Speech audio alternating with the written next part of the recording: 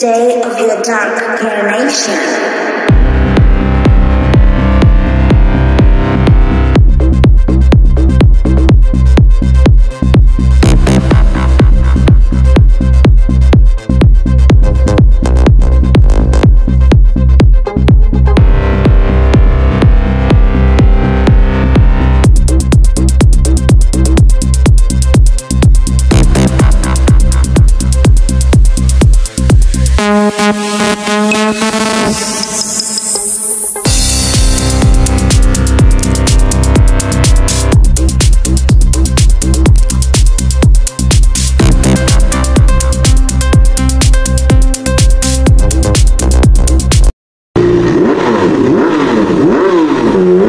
Welcome back again to my channel. So isang magandang araw muli sa ating lahat at nakapag-motovlog na naman tayo, guys.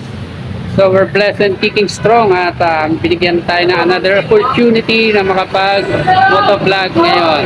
So ito, guys, excited akong sabihin sa inyo kasi meron tayong bagong ipipicture ngayon na bagong labas na NMAX. Oh yes, you heard it right, guys. May bagong labas na NMAX, no? Ka-release lang po this month according dun sa stock. So yung guys, bago nga pala ako magsimula, no guys, kung napadaan ka lang sa aking channel, baka naman makalambing po sa inyo ng subscribe, like, share, comment, pakihit nyo na rin po yung notification bell para updated po kayo sa aking mga videos. Tapos yun guys, take note ko lang, no, kahit taga saan po kayo, pwede kayo mag-avail ng motor dito, brand new or installment, pwede. Tsaka yung requirements po nila, madali lang po, so kayang-kaya nyo po. So ang content po natin ngayon, guys, for today's video ay brand new po, no, about sa bagong labas na NMAX. So ayun guys, huwag natin patagalin, samahan nyo ako, let's go!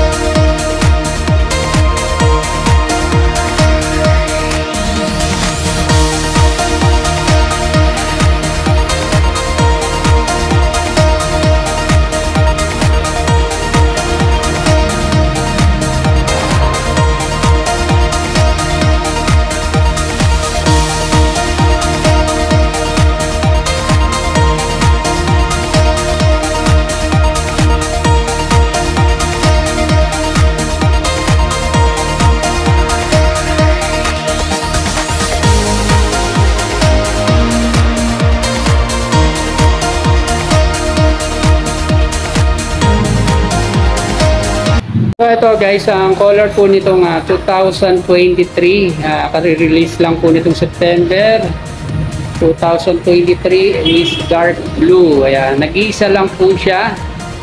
Ayan. So dark blue, naka full LED headlight pa rin, guys.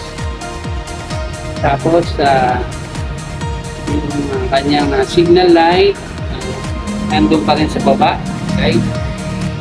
Tapos naka front disc brake pa rin siya, guys. ABS version pa rin. Tapos guys, actually ang pinagkaiba lang nito, guys, is yung color. Opo, yung color lang, guys, no. Halos lahat ng specs niya ganun pa rin po, no. Naka PPA pa rin siya, no, guys. Yung variable valve activation. Tapos ABS version. At syempre, magtatanong kayo, ano pa yung nabago sa itsura nitong 2023 na NMAX. Ayan, eto po, ayan, naka-keyless pa rin siya. Same pa rin po yung kanyang charging port, saka yung pulsa rito. Yung kulay lang po ng susian, ayan, nabago. Same pa rin po yung kanyang full digital panel, Wi-Fi connect. Ayan. So,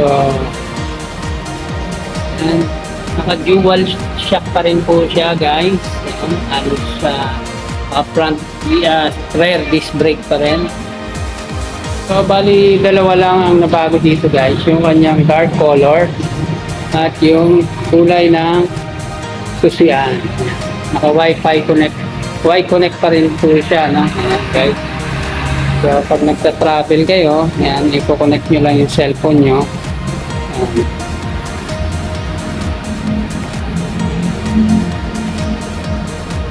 So, halos same pa rin yung lapad niya, guys.